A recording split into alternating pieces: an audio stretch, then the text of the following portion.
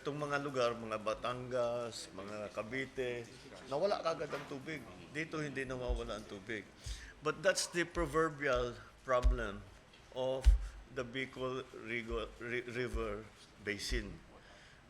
Kaya kailangan talaga natin pag-isipan what are we going to do in the long term, because you cannot expect any changes. Next time it rains, eto na naman tayo. It will be the same situation all over again. So we have to find a long-term solution.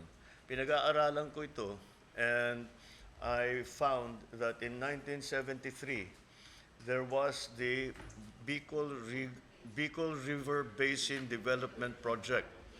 Yun lamang hindi natapos. In 1986, when the government changed, nawala na yung project. So basta't natigil. So we have to revisit it now. Iba na ang conditions ngayon. With the advent of climate change, now we have to focus specifically on flood control.